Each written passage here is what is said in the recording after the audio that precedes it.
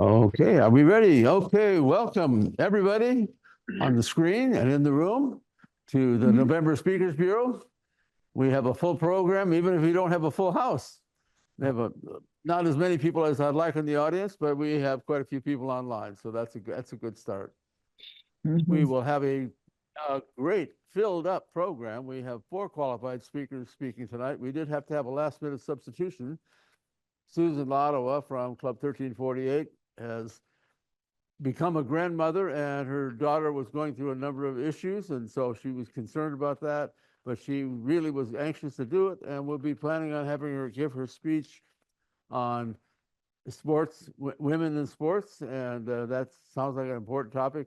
It's part of an idea that I'm going to start out doing, and that is I would like each of my, especially the qualified speakers, as you meet and hear really good speakers in your clubs, to suggest that they either contact me or you contact me with their name and I can contact them and maybe expose them if you think at some point they might be interested in becoming a member of Speakers Bureau, becoming a qualified speaker. Have them come in and get them a little bit of stage time, a little 5 to 7, 10-minute speech maybe at a Speakers Bureau meeting, because we typically have enough time for that.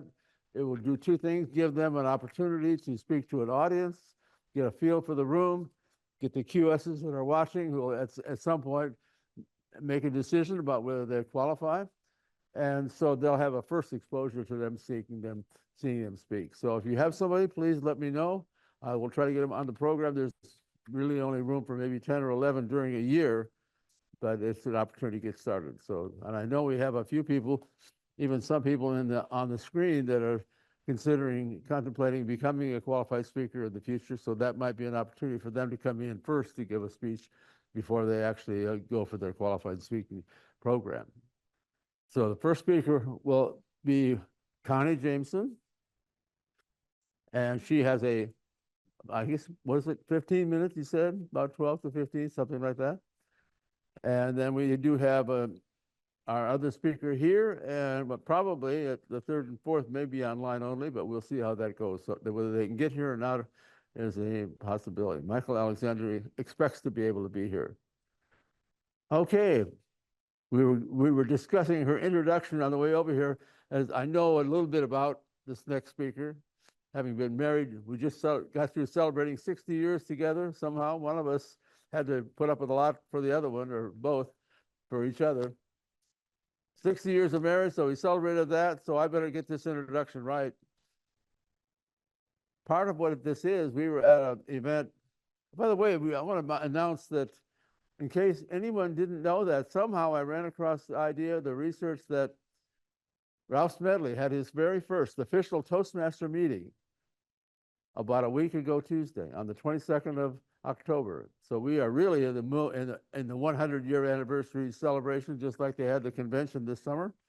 And we had an event in which close to 100 people attended that had celebrating 100 years in Toastmasters, and that was pretty special. Anyway, speaker number 1. And we won't worry about a timer. She's got a little clock in her head. I know she tells me that when I'm late. And here's the simple title. I can do timer.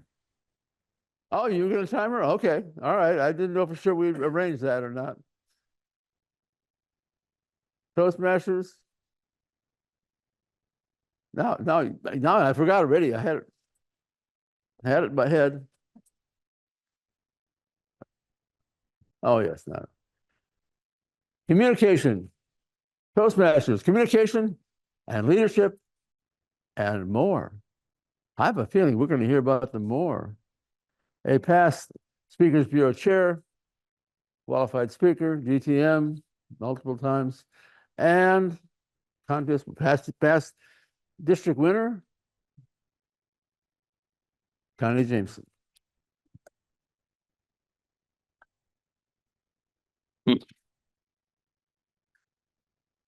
Okay, let's put that on the table. You can do better than that. Just put it on the table. So let me know.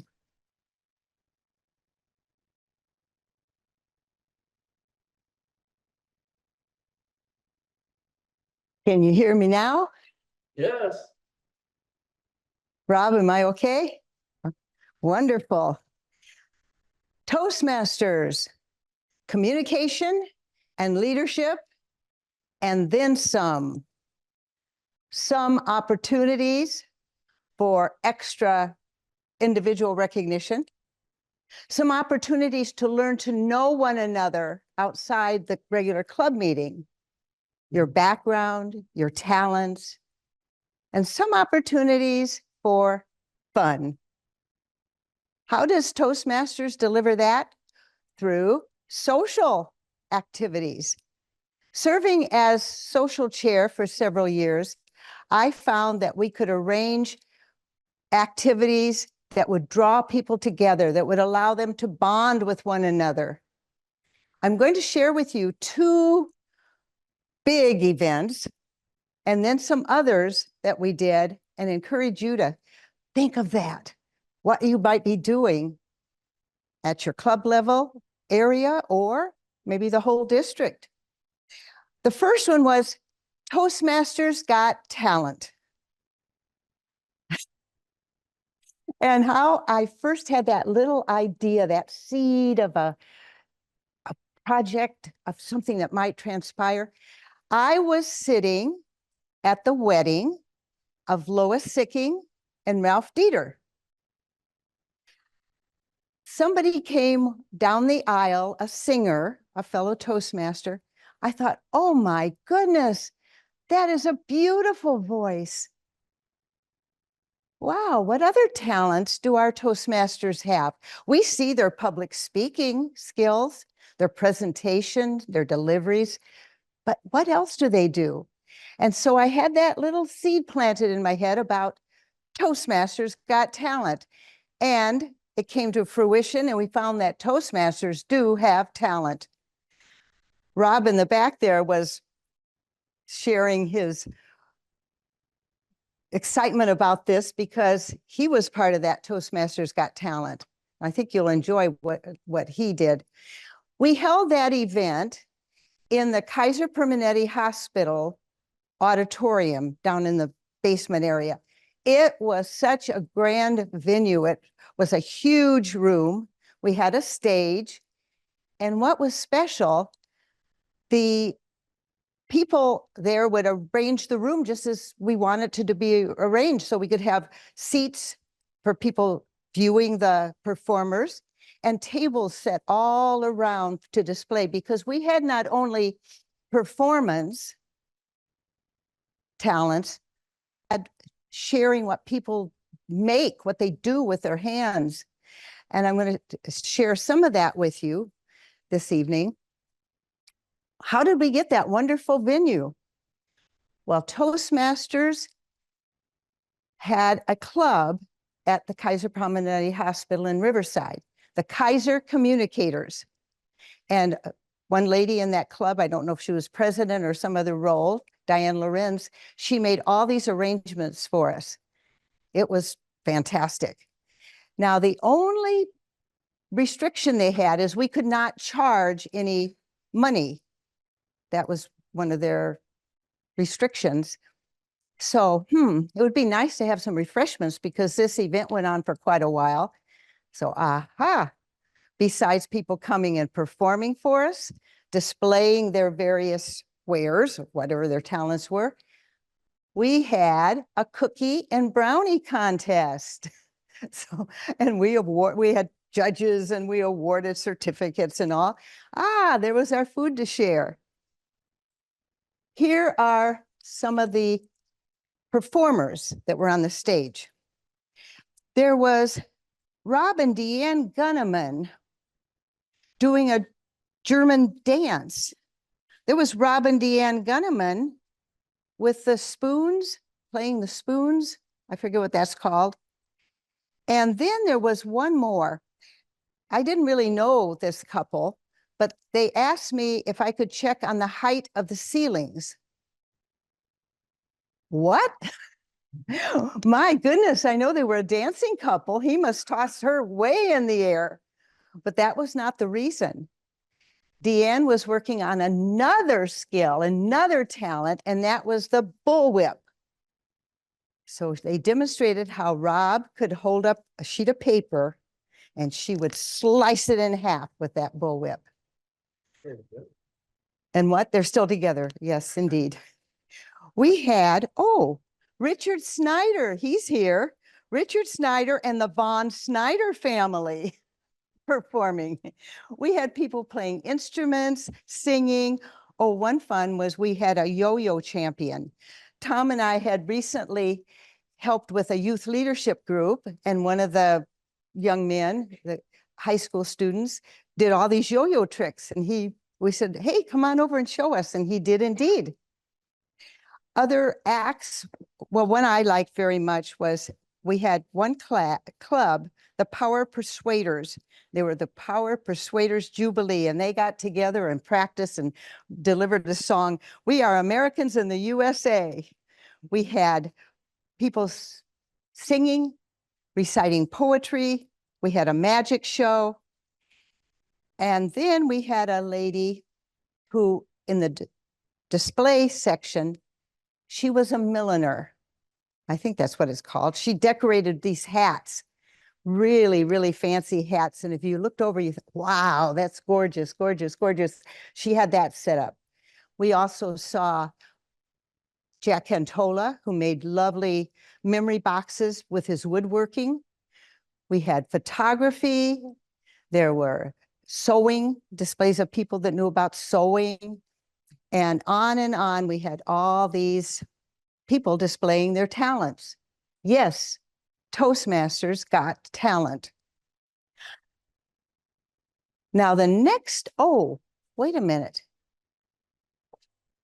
This is when I display my bright idea. Remember, we had this wonderful venue to showcase all these talents. It was because there was a Toastmaster club that met there. So think about it. Is there a club that you know about that might be a way to get into a place that you could meet either for your meetings or for some special event? Or hey, maybe you want to start a club at a Kaiser hospital, because that just worked out wonderfully for us.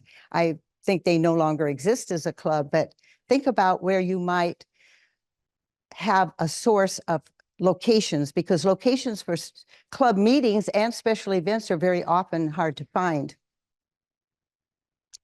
That was my first one. Toastmasters got talent. The next,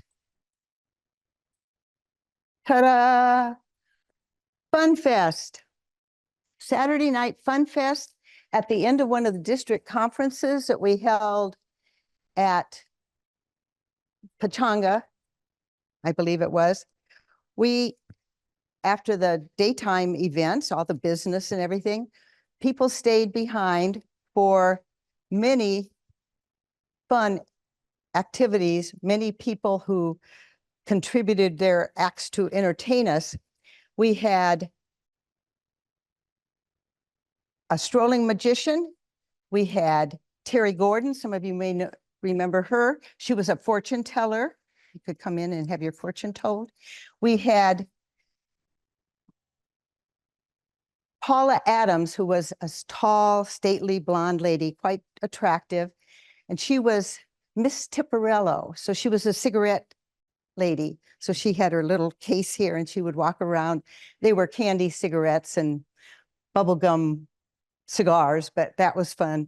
And then some of the acts that we had, I'm going right down the list here. Well, first of all, a bagpiper led in the top 3 officers. That would make them feel quite special. Sheila Houston was a singer, and she's the cousin of Whitney Houston. Ralph Rivers, great recitation. Rob Watkins was a ventriloquist. We had a singer-guitarist. Oh, wait a minute. I recognize these names again. Deanne and Rob Gunneman, only instead of German folk dancing, they did belly dancing. Is that correct?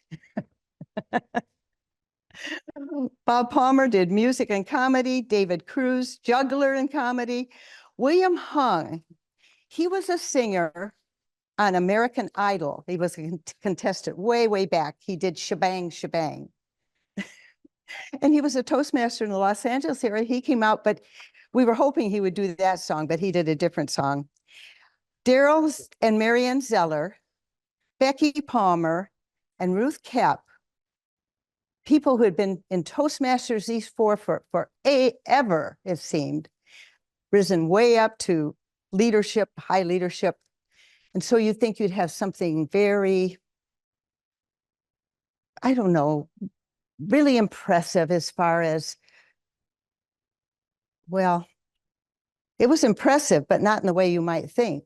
They were the fountains, and they were dressed in like togas, and they were the fountains. So they somehow put water in their mouth and spit it up into the air. Anyway, they entertained us a little differently than we thought they would. We stopped or had a time in the middle between all these acts to have some dancing. We had a DJ there and people were out on the dance floor. But before we had the dancing, Roz Carter, who was district governor at that time, she taught us how, she came from Louisiana, and she taught us about Zydeco, I think it is, the dancing, the umbrella dance. And pretty soon we had a group of people following each other all around there, swinging their napkins as we danced around. Well, after our break, we came back for the Hula Hunks and Honeys. So we had Bruce Campbell. He was my co-chair for a long time, and he was up for anything you'd ask him to do. So he put on a grass skirt, and Paula put on a grass skirt. And as we would describe a scene, they would have to, the moon was shining and whatever. So that was quite fun. The Hula Hunk and Honey. Ron Shockey was a humorist. Another David Keys, and a lot of these people, I don't know if they're around in Toastmasters, are a Spanish guitarist. Deepak, how do you say his last name? Deepak? Yeah. Anyway, he was a stand-up comedian. Tom McCurley, Sandy Barnes, Tom Jameson, Ralph Rivers, the jokester. And then people could continue on with dancing until the wee hours. I talked about what, yeah, hung, yes. So that was Fun Fest. Now, other events that we have done have been going to the minor league baseball game, the 66ers, riding the train down and going to Angels games, to the rain hockey, having a place up in the mountains, like a mountain retreat where people could come. And the beach train, we did that several times, riding the train down to the beach and hanging out there. 5 times? About 5. Oh, only $5? Okay. Let's see if I have any other events. Oh, we had a table games day and getting together to celebrate Christmas at the Carnes house. We had Chris and Mary Carnes would decorate their house. It was award-winning. People would line up around the block to see this. And so they had a special day that the Toastmasters would go down and meet there and enjoy their house and hang out together. And even a cruise up the California coast. Now, I ask you, is there something you might be thinking about that you'd say, wow, wouldn't it be fun to get together? We could have a potluck and some silly table topics, or just have a potluck and chat, get to know one another a little better. Maybe we could take a walk in the park and then have a picnic.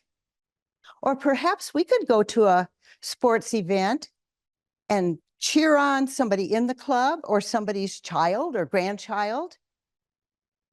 All of these types of get-togethers that are outside the regular club meeting help to bond, help to bring us together, to enjoy one another.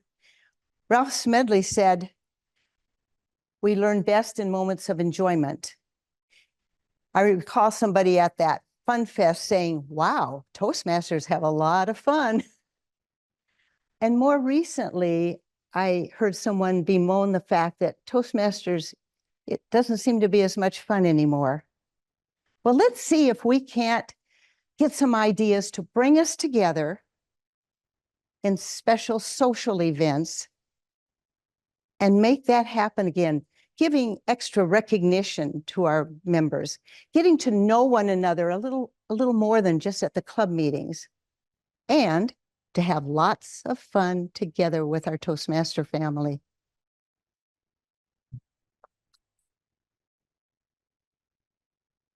Think about it, an idea for you. Okay, very good. Let's see if-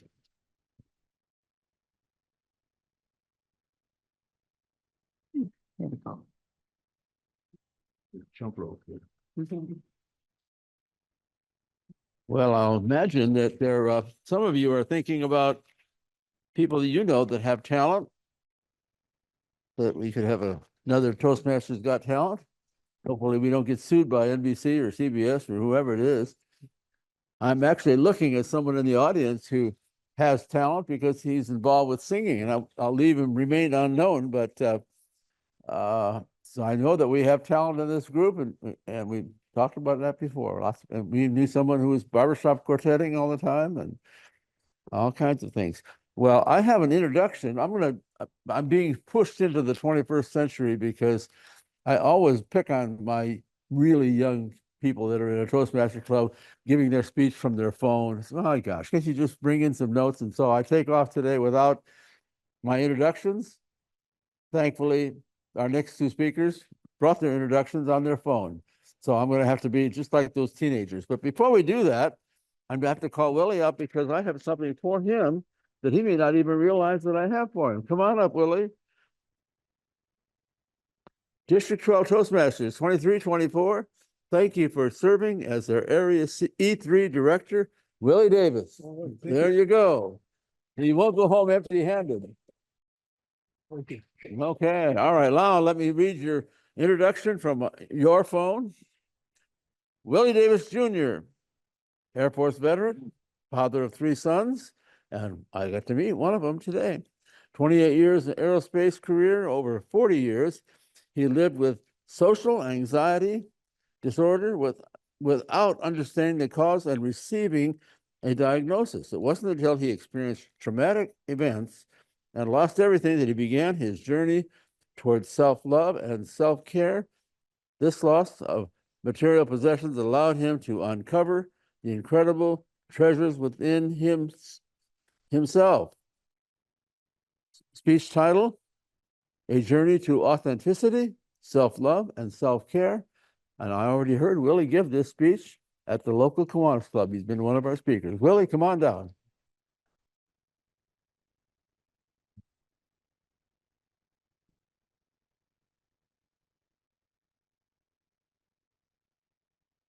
Okay. Man, he'll get it. I don't, maybe. I was like, can you hear me back there? Okay. I've got.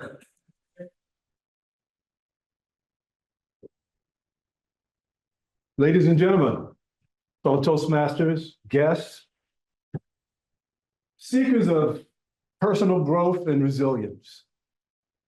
Just imagine you're at work, on your workstation, not mine happened to be on an airplane, and you're standing there, you're feeling invincible, like you can conquer the world.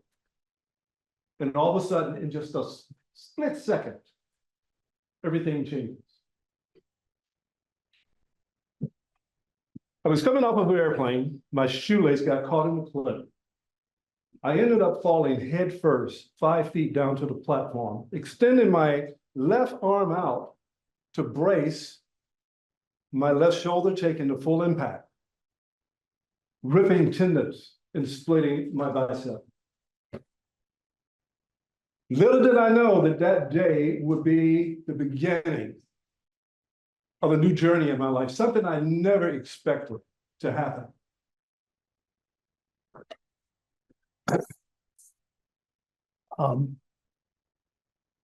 I've got something to share here with you, and let me see if I can get it on here real quick. I think so. Hold on one second. Is that here? That little one up top. That one? Yes. No? Okay. This one. All right. There you go. Okay. Okay. As a journey towards being authentic, embracing self-love. Now,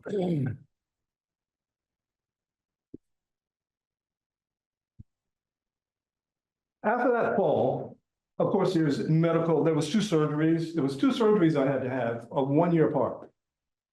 And then there was also 2 years of physical therapy.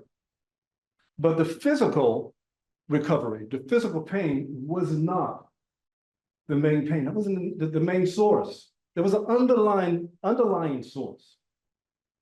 And that was a mental health issue that I never had diagnosed. And that was social anxiety disorder.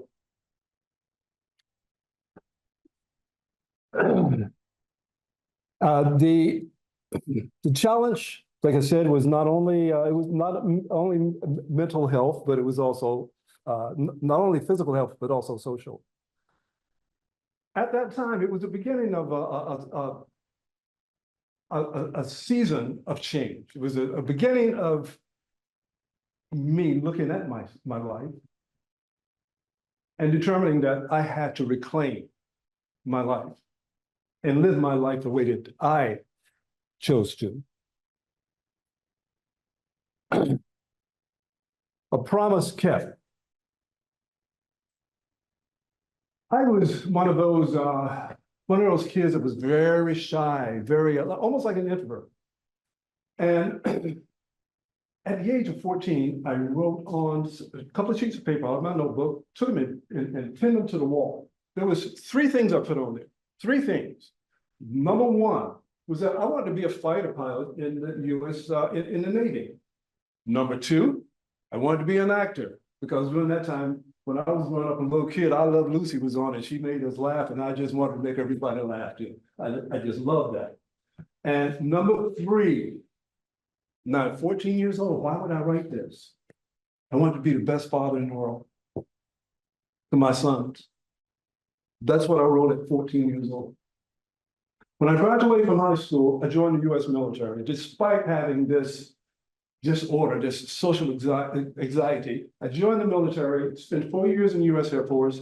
Right out of the Air Force, I went to Academy of Acting and Filmmaking in Hollywood. I studied there for 3 years until my oldest son came along. When he came along, I had to get a job that was paying some real money. So I gave up my acting career, my acting dream in Hollywood. Denzel should be thanking me right now. And started to work in the aircraft industry. At the age of 28, I found myself as a single father to my 6-year-old son. From the age of 6 until he graduated from high school. Well, for 8 years, it was just him and I together. Me raising him all alone by myself with absolutely no support from anyone else. That was some of the greatest years of my life.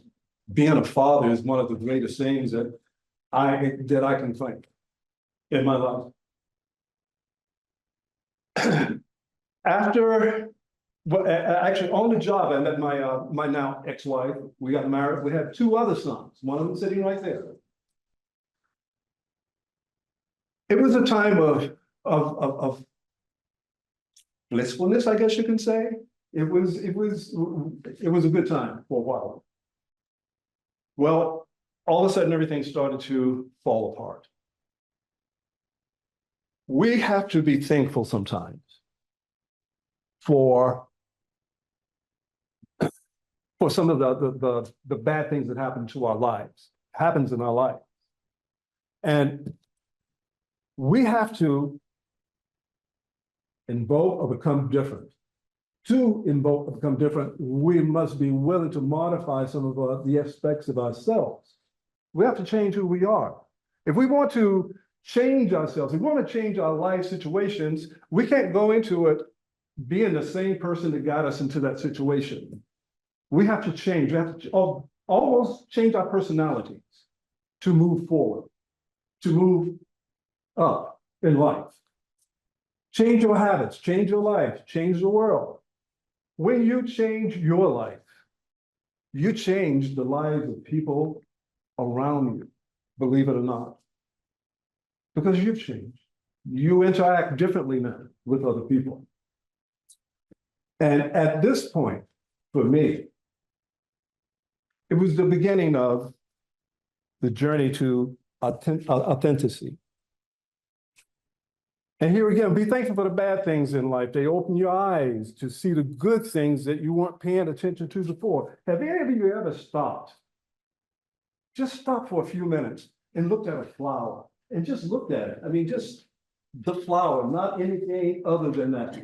Just looking at the leaf of it. You know what that does for you? It brings you to the present. It takes you out of the past. It takes your mind off in the future. It just puts you right smack dab in the middle of the present.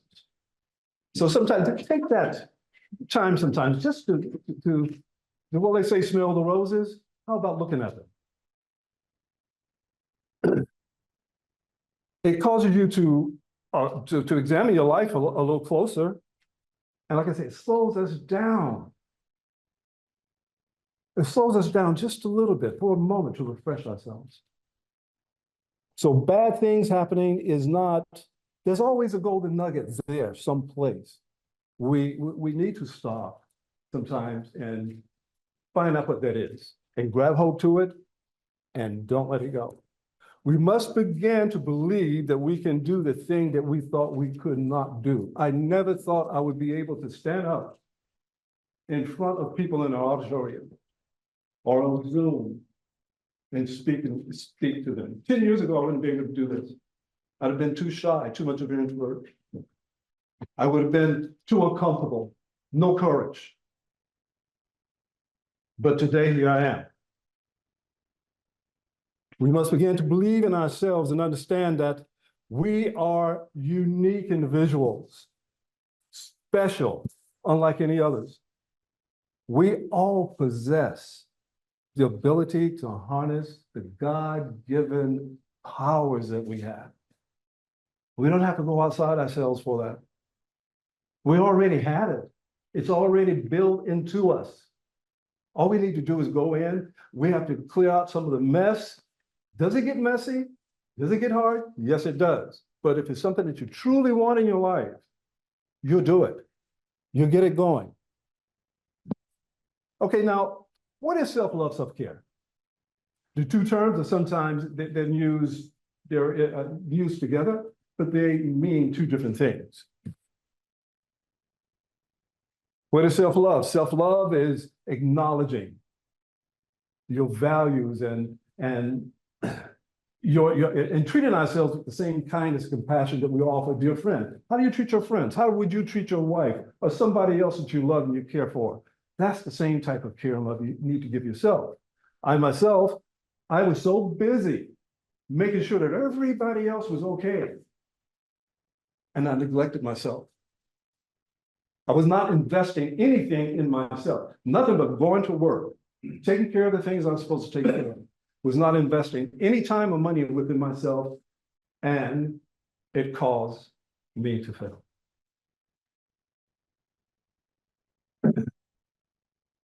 It's a state of appreciation, acceptance, and care for oneself.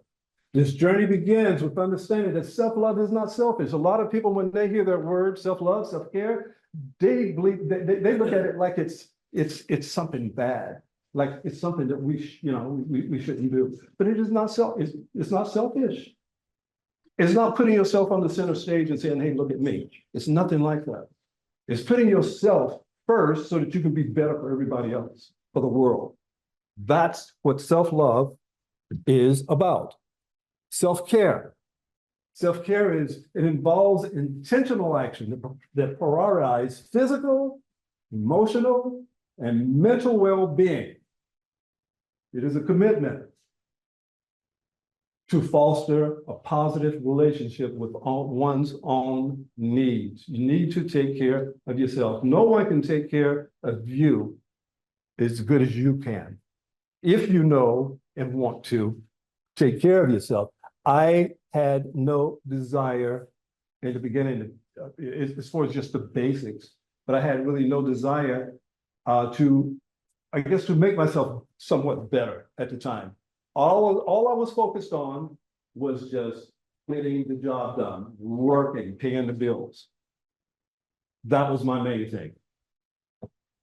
Now, there was a method to my madness at the time. I wanted to find a way to get to this thing called self-love, self-care. What I came up with was the 3 pillars of self-preparation to self-love, self-care. Now, those 3 pillars, that is PILLARS, there are self-awareness, number 1. Number 2 is self-acceptance. Number 3 is self-forgiveness. We're going to go through these real quick. Self-awareness. Self-awareness is the ability to recognize and understand our thoughts, feelings, motivations, behaviors. It involves being conscious of our individuality, personalities, traits, strengths, weaknesses, beliefs, values, and how our actions impact ourselves and others. Self-awareness is the first step towards this journey. First, you have to be aware. You have to become aware that there is an issue in your life, and you have to go about trying to find out what it is. Number 2 is self-acceptance. Self-acceptance is about embracing all aspects of yourself, both positive and negative. I mean, things that you would never tell anybody. You have to accept all of that stuff. That's who I am. These are the things that I've done in my life. It's got me to this point in my life. You have to accept that. The good, the bad, the ugly. Now you can change it. You don't have to stay that way. But first of all, you have to accept yourself unconditionally. It means recognizing our strengths and our weaknesses as individuals, rather than defining ourselves by any single characteristic, because we're more than just one characteristic. We are not defined by our lowest moments, but how we rise from them.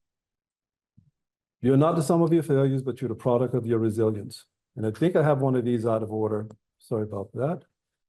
The quicker the rise, the quicker the rise, the fall is quicker than the rise. Have you ever noticed some people it takes you years to get to where you want to be in life? Sometimes 20, 30 years, and then all of a sudden, within about 6 months, maybe a year, you can lose it all. It happened. Happened to me. And I've met other people that it has happened to. I mean, so it's not an uncommon thing. It's life. Dealing with this social anxiety disorder was one of the things that I didn't really get a medical diagnosis until last year. It was when I finally put a name to the issue. And once you can put a name to something and identify it, it's so much easier to go about taking care of it and changing the way that it affects you. Self-love, self-care is the foundation of what life is about. It's the foundation of taking care of ourselves, making ourselves better than what we are, so that we can be better for other people around us. I want to ask you a question, and this is something I've pondered for quite some time. How can you truly, really love someone if you don't love yourself, if you don't know how to love yourself? How can you truly, genuinely accept someone else until you accept yourself. How can you truly, genuinely forgive if you can't forgive yourself? Think about it. I don't think it's possible, not to truly, I mean, not to 100% there, you know, to get there 100%. I don't think it's possible without going through and having that thing in you, yourself. Some of the key benefits of self-love, self-care is improved mental health. Knowing that you are everything that you need to be, that you have it already, that you don't have to go outside of yourself to find it. It's a God-given gift already. All you need to do is go in there and start to look for it. Now, is it easy? No, it is not. I'll be honest with you, it is not easy. Is it quick? No, it is not. This self-love, self-care journey, it began for me in 2015 when I first joined Toastmasters. That's been almost 10 years ago. And guess what? This journey will go on until my last day. There is no, I have not said, okay, it's going to be for 2-3 years. This will go on until my last day. I will continue to learn. I will continue to take a deep look within me, within myself, to try to make myself better each and every day so that I can be better for the world. It increases resilience. Being able to bounce back after devastating events in our lives. That's very important. I mean, if you don't know yourself, if you don't understand the strength that you have within yourself, then you're missing out on some tools that will help you get back on your feet a lot quicker. Enhancing relationships. Let's be honest. You know, if you love and you like yourself, others will go, I mean, they're going to be drawn to that. They're going to be drawn to that aspect of you, and your relationships will be a lot better. You'll be a lot closer to those people that you say that you love and care for. Cultivating a supportive mindset. Now, mindset is very important. Mindset is those little voices in your head that talks to you. Mine used to tell me that I was dumb, unattractive. My opinions didn't count. I didn't have anything to contribute positively to the world. That's what my self-talk was. Even though I was successful in so many other areas of my life, I mean, working in aerospace for almost 30 years. But still, it didn't matter. It was almost like a facade. It was almost like I was being an imposter in life and not the real me. Changing my mindset, changing those voices in my head. That was the first step for me. Because I had to get to the point to where those voices said to me, you are good enough. These voices now tell me you're not broken. They now tell me that there's nothing about me that needs to be fixed. I'm good. This vessel that I have right now is a good vessel for me to move forward in life. I don't have to have anything fixed, you know, to move forward.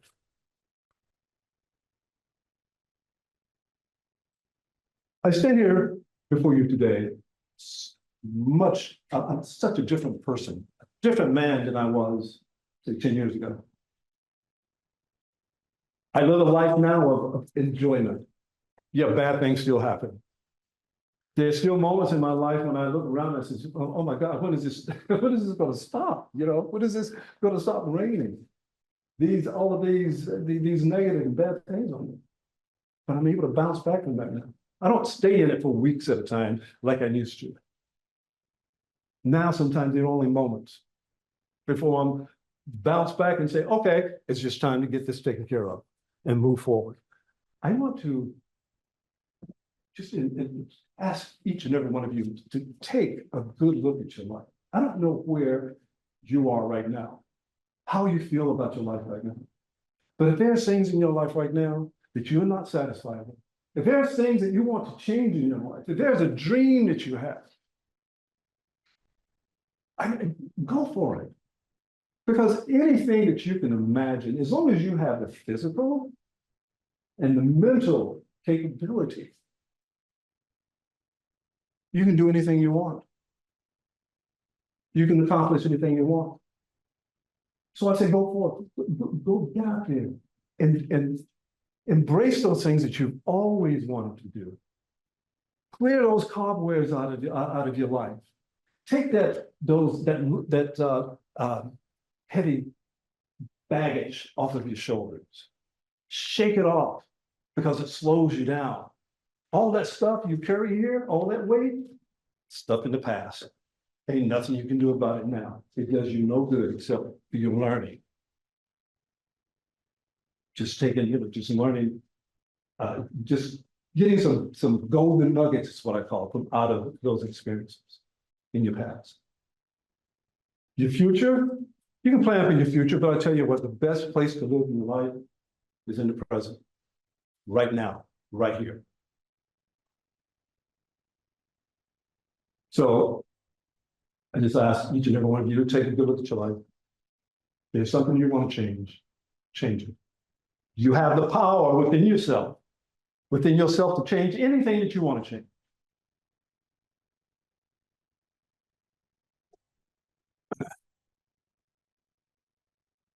And how much better would the world be if each and every one of us learned how to love ourselves? And as much love as you give yourself, you can give to others. Just imagine the utopia that we can live in if everyone did love themselves and just spread that around. We'd be so much better off than what we are now. I want to thank you.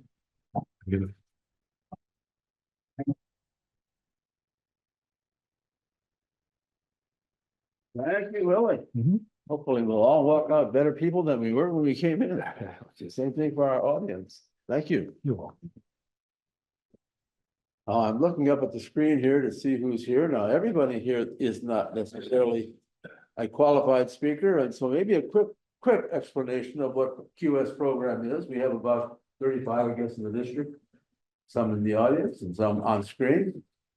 And you have to jump through a number of hoops, but there is a world of difference between that 5 to 7 minute speech that everybody gives in their Toastmaster club and being able to hold your audience for 5 to 7 minutes and being able to put on a presentation for 20 minutes and have a message that can be taken away by audiences, not just within Toastmasters, but by audiences out there where they don't already, as in Toastmasters, already give you a nice evaluation. Say always required to say something nice about your speech. When you go out to the world, they aren't necessarily have that requirement. Okay, our next speaker. First of all, I better make sure I thank, as I always try to thank, both the VA hospital for giving us the site. I wish there was more people using up these seats. But I guess between the two, we got about 25. That's not too bad. But anyway, thank the VA hospital, Sandy and Molina for setting it up, Rob Gunneman for doing our technology, Karen Kenty for putting out the flyers and putting it in the district, and thanking the district for encouraging us to continue. Now, our next speaker, I've really got to compliment him driving all the way from Arcadia. I had a last minute phone call from him and traffic was pretty rough. And so he still made it here. So now that was supposed to make everybody feel guilty who didn't show up. That's why I brought that up mostly. Help Michael Alexander get us into that guilt mode. But I have something, it's going to be everybody that speaks doesn't get something. But Michael, come on down, you get something. Now, next month, we're going to have speech competitions. But be careful about what word I use. Toastmasters might say I'm infringing on what they're doing. But we're going to be having competitions in table topics, in tall tales, and in humor, because those are not things the district is doing this year. And so we will have trophies, albeit recycled trophies that people have contributed, but you will get your actual name down there if you come in first, second, or third, I think. And we still have room for people to sign up. They are starting to go, so you might want to get a hold of me. Tell me which one you want to do. I'm going to give priority to those people that showed up in person. Then this person showed up in person. Michael Alexander, second place in Tall Tales last year, so you get that. So congratulations on that, and we're not done yet. Did you forget your QS, Tim? I never got my QS. So you get it. Michael is a qualified speaker, but somehow we never got a chance to give him his pin. But not only that, he's in my debate club. That's debatable, 3866. And he was chosen the outstanding member for That's Debatable. So you get an outstanding member pin. And you get your QS pin. Wow. We'll give you anything to drive all the way from Arcadia. I know that, like I'm earlier. And you have, and I'm gonna get his phone so I can do his introduction. I'll feel really like a teenager now. I'm just gonna introduce our final speaker if I see her. I haven't seen her in the audience yet, though. Judy? Yeah. Judy can't make it. Oh, okay, so it's just She you. was sick. Ah, okay, so I didn't get that. Okay. All right. I'm gonna get my glasses in. Make sure I read it. We have a world traveler here. Question. I have a question. A journey down Silk Road. In September, Dr. Michael Alexander, an economist, mathematician, and Toastmaster ignored all of the warnings about the dangers of Americans of traveling to China, and despite not speaking the language, through the Terracotta warrior, Great Walls, and Tibetan Buddhist temples. He is here to tell the tale, and he's left to tell the tale.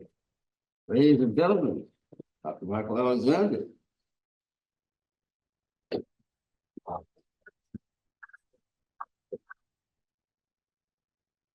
My wife announced to me that in honor of her brother's retirement, the four of us, she, I, her brother, and his wife, were going to go to China to see all of the things that they had heard of, but never experienced. For my wife is from Taiwan, as of course is her brother and wife.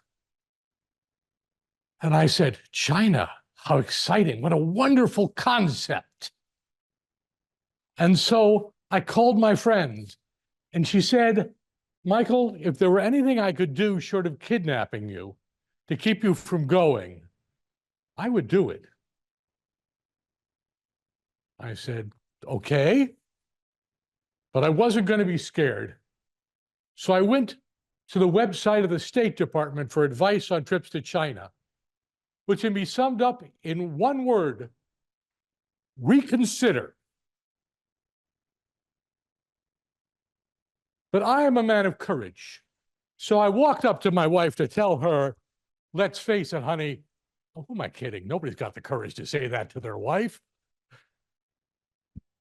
We went to China. So we flew to Taiwan, got on the airplane, flew from Taiwan to Hong Kong, changed planes, by which point it's too late for me to be airsick, and flew to a place called Xi'an to travel down China's Silk Road. The Silk Road, the same road which Marco Polo took, starts here. Do we see the next one? Here in Xi'an, and ultimately travels all the way to Europe. We didn't go that far. We only traveled about 2,000 miles. I'm sorry, I should give it to you in kilometers. That's about 3,500 kilometers. Hopefully you'll survive my problem. Oops. Let's not skip to the end yet. This is my final slide for those of you who think I've talked long enough. Join us on our next step. My brother-in-law, oh my. You know, when I was traveling, I was almost this lost. Let me explain to you about 6,000 terracotta soldiers. When Emperor Chen successfully conquered the 5 kingdoms, he became the first emperor of China. Qin was his name. China was the kingdom he established. When you establish a great kingdom, a great empire, you want to make sure that your legacy is preserved. So Qin made sure that in the afterlife, after he was dead, he'd have soldiers to protect him. But he didn't think about regular life, for he forgot to tell people who his successor was. This was not a time of primogeniture. And so his youngest son stole the throne quickly before the oldest son could establish his place. And all of the other brothers were one by one killed off. As a result, there was about a rebellion in the country. And all of the soldiers which he had built, 6,000 to protect him and his empire in the afterlife, 6,000 men were lost. There was fire, it was crushed, they were buried, and nothing was seen until 1975, when a farmer worried about the drought started to dig a well. He didn't find water. He found these 6,000 soldiers in a 230-meter long, that's a football field, 62 meters wide and 5 meters deep trench. There were soldiers, there were carts, there were horses. There was everything that he would need to protect his kingdom in the afterlife. Crushed, buried, and covered. And each of these soldiers, if I may see the next one, weren't just generic. Each one of these soldiers was individually crafted to represent the actual men.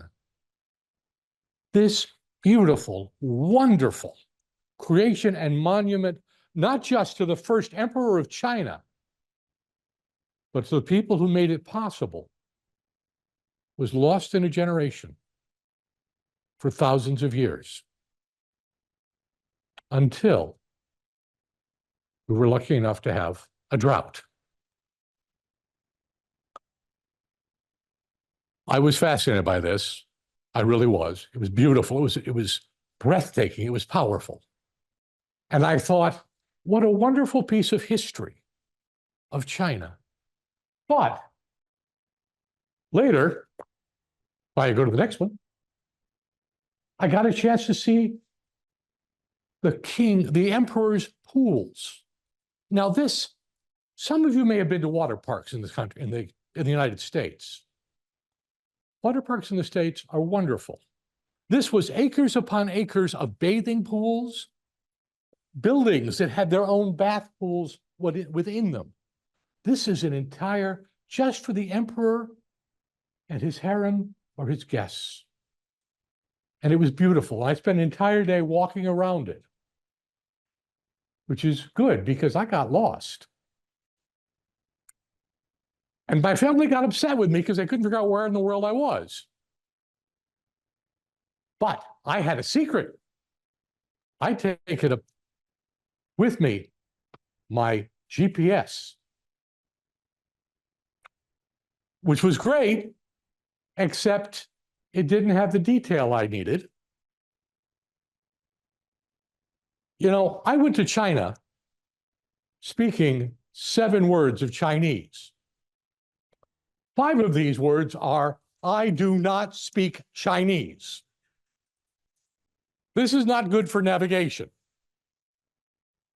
But somehow, I managed to find my way with pictures and everything else, and Google Translate. If you want to travel, take Google Translate with you. And I found my way back to my family, who scolded me for being late and dropping everything else. So when the State Department said reconsider, I think they were thinking of the Chinese government. I should have been thinking about my family. If I may have the next slide. This is a story of Chinese history, which is fascinating. We all think of the Chinese as being very heavily patriarchal. It is a place where if they do not have male sons, they feel they have failed. And then I saw, again in Xi'an, the presentation of the Empress Wu Zetian. The Empress was 14 years old when she won a beauty contest. What is the greatest reward for winning a beauty contest in China? She was made another member of the emperor's harem. A chance to get lost. This presentation took me, a theater type, to my knees in respect, because they not only had dance and song in Chinese, none of which were, I don't speak Chinese, but a just beautiful presentation of the pageant that she won, the people, the way the court treated her and everything else. But then they started to use the power and magic of lights and reflection and background scenes and all of the things that you think are only possible in a movie. They did live on stage, changing sets, sceneries, moving the whole yards. It was magnificent. This is a story about a 14-year-old girl who grew in power and magnificence until at the age of 80, she was considered, in fact, to be an emperor of China. And this patriarchal society, which we dismiss, celebrated her with a performance that I've never seen the likes of. Now, this isn't the only such performance. I don't have pictures of everything.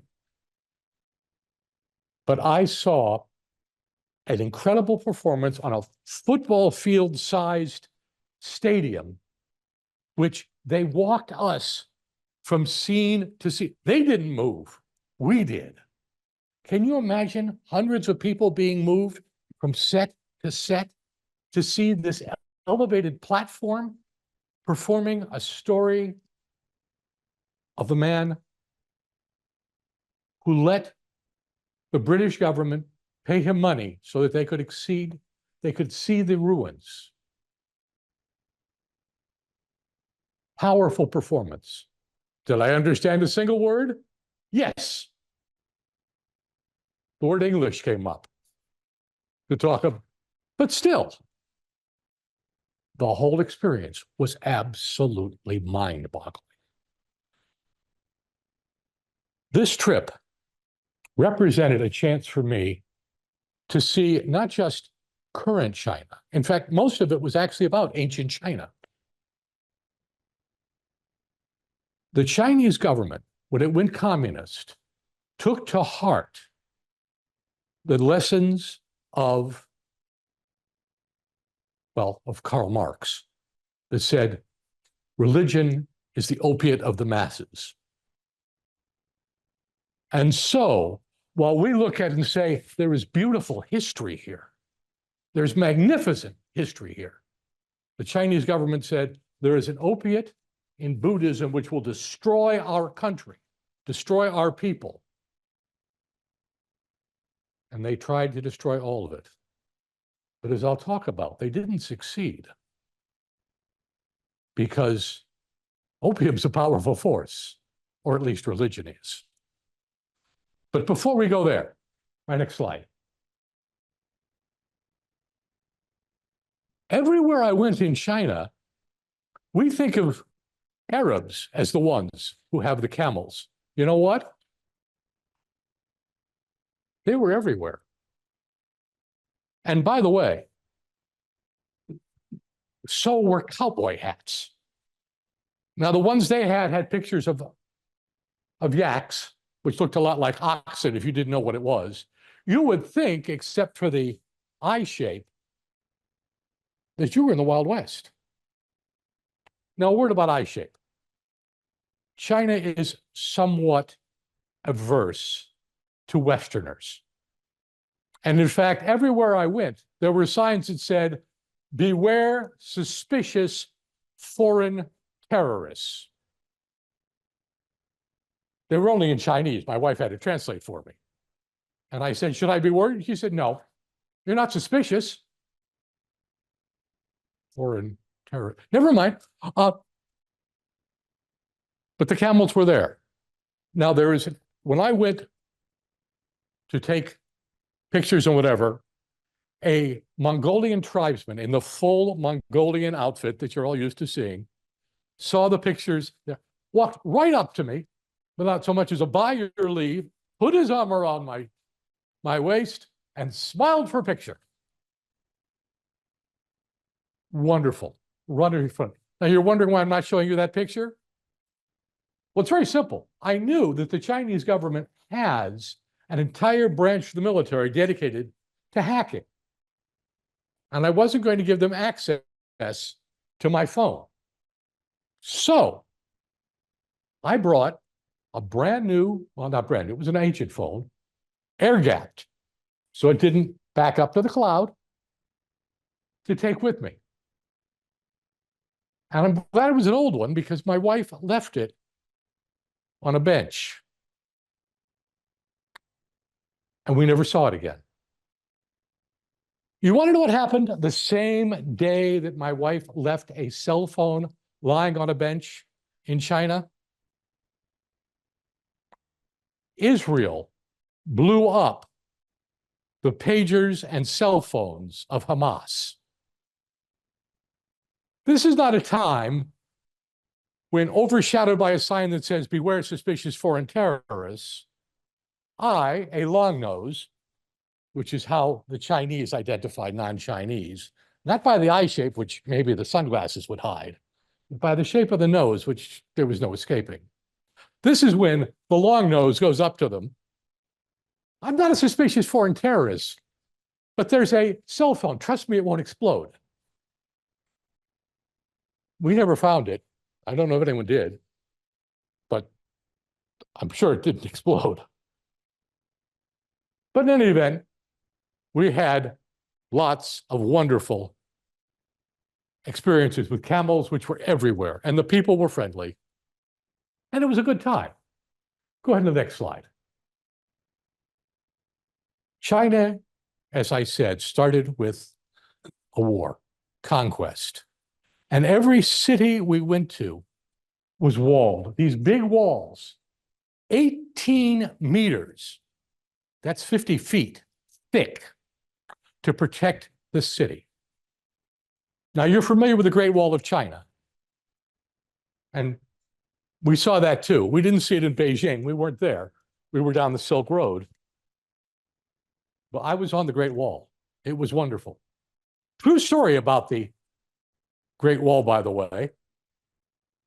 When the Great Wall was being built, the foreman was asked by an imperial official, how many bricks exactly will this wall take? A wall which stretched miles upon miles upon miles. How many bricks? And the foreman thought, and he thought, and he thought, and he said, 9,999 bricks. And the imperial official said, you're underestimating, raise your number.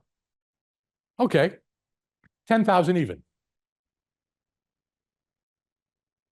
When you go to the Great Wall at the end, you will see that one extra brick that they did not need. They saved it. They marked it out. Marvelous example of precision and thinking.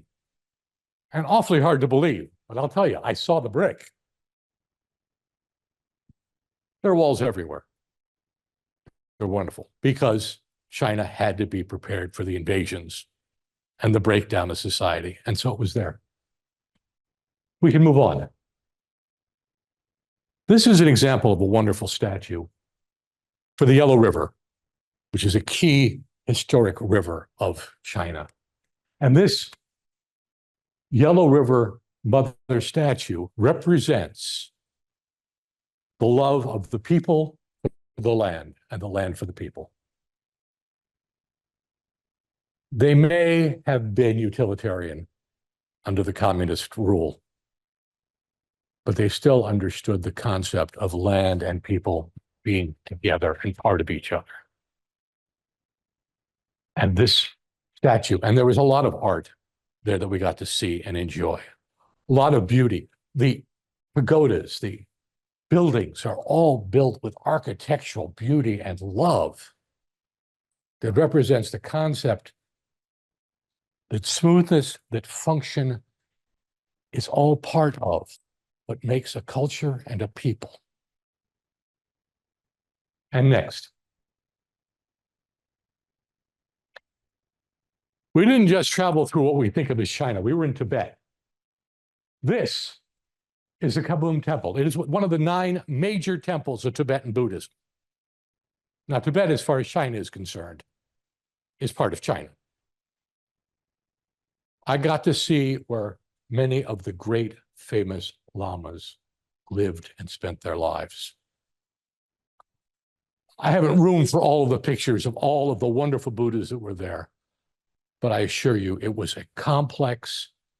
I've been in the Vatican.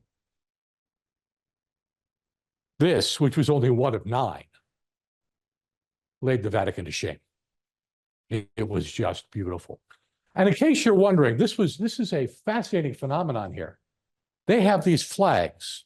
Sometimes they're spread out like tents, which lets the wind blow and circulate and create just a kinetic field. And again, a celebration of nature as it works with the people. Go on. Now, this is the Great Buddha Hall. This is a place which, to be honest with you, the Chinese government couldn't figure out how to destroy what laid within. They wanted to, because this was Buddha. Next slide, please. 35 meters long. 35 meters, 100 yards. I'm sorry, 100 feet. This is the largest reclining Buddha. And it is so large that the head is here. The swastika, by so you know, is the heart of Buddha. Hitler perverted it and reversed it. But everywhere in China, you will see that. I will admit, I'm Jewish. I got terrified every now and then when I saw it before my mind recirculated what it was really from, but that's there. And then all the way down here, 35 meters later, these are Buddha's toes. And it was just too big for the government to take out and too much resistance. But it's an incredible phenomenon. Now, there's lots more behind the hall this is in, and wells dug deep, and various saints or whatever, all in these temples. It's a phenomenon that warms your heart. Now, I'm not Buddhist, but I could feel the reverence of the people I had there and how deep the feeling were. I was on a tour, by the way, just in case you're wondering. I was on a tour which was primarily for Taiwanese people. Now, some of them were Americans, Taiwanese who'd moved to America. And my wife had promised me, she said, don't worry about it. This is a tour for seniors. And I said, seniors, I should be able to handle that. I'm 69 years old. Who the hell am I saying they're seniors? You're too damn old. Oh, by the way, Tom, I'm one of those young people who use the phone. So I guess I'm okay. We walked an average of 8 miles a day. Gentle for seniors. But we got through it. There are others. I think if I go to the next one, next slide here. Okay, go back. I'm not ready for this yet. There were a number of beautiful caves which had various statuary in them. Wonderful, wonderful places. that were sufficiently high up the government couldn't get to them with all the proper militaristic whatever. My favorite, however, were the caves which were built for small people. I went to one and it was beautiful, and I wanted to go to the next room, and I got to the door. I was too wide. No problem. I'll just turn and squat. My knees couldn't get through. The only way for me to see the rest of this statuary was to lie on my side and crawl.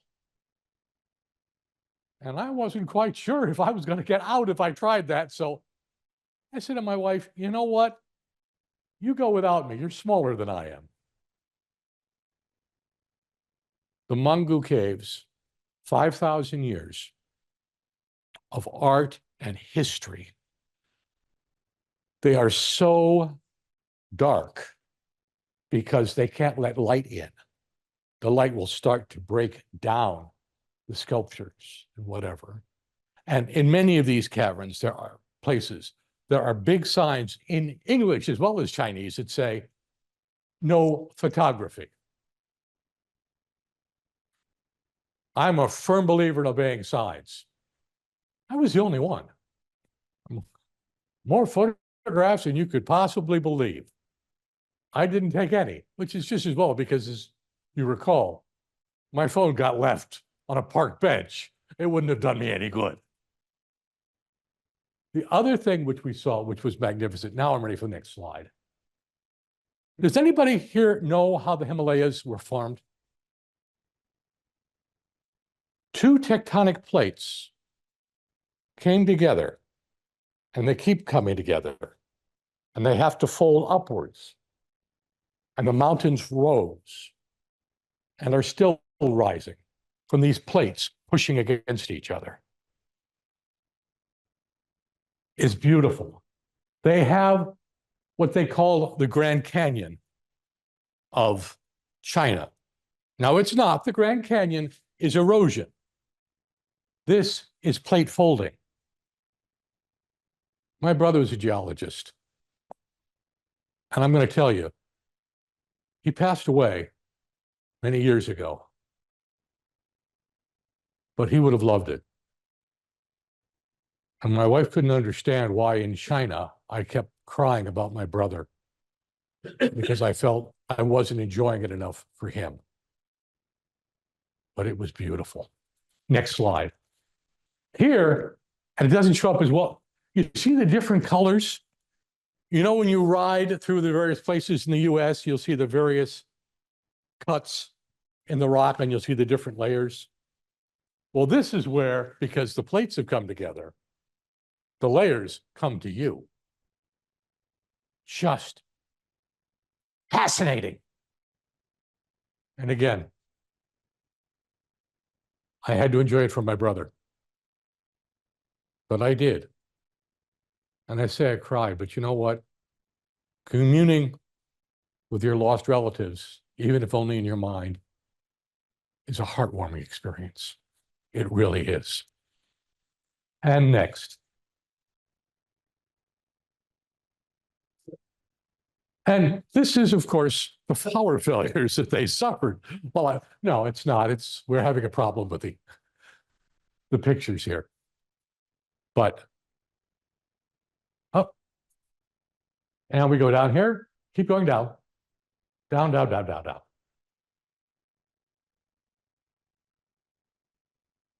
Keep going, keep going, keep going. This is exciting. I'm not sure what's coming next. The Great Buddha Hall, yes, the tectonic plates, a little bit more down the Himalayan mountain folds. Okay, and this is the Great Buddha Hall. We talked about this, but keep coming, keep going, keep coming down here to the Himalayan mountain folds. That one. Yep. Now the next one. And the next one. There is no next, there's got to be a next one. I know there's a next one because you showed it to the beginning. Well, you remember that slide we saw early that said, join us on our next trip. Here we go. This is my family. My brother-in-law, who we were celebrating, his wife, who speaks almost as much English as I speak Chinese, who's one of the most wonderful women in the world. She's an earth mother type. And if I ever needed proof that you don't need to speak a common language, it's my relationship with my sister-in-law. I know she loves me. I love her. We laugh. We do things together. And she's worthy of a full tribute in her own. My wife, who does things like that, and who drags me against my better judgment to places where I'm in serious danger, but gave me a heck of an adventure. And of course, this last guy here who's too stupid to wear a hat in the hot, bright sun is me. Don't just listen to my stories of my trip, people. Travel. See the wonders of the world. Learn the things that there are up there to learn. And have experiences like no one else will ever have, sitting either at home in a little box, like some of you are, or even traveling all the way to the auditorium here. I wish you well and good luck in your journeys, and I hope to have a chance to share more of mine with you in the future.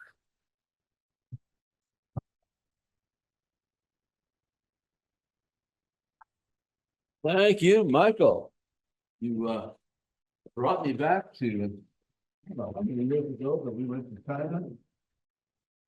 I never wanted to go to China.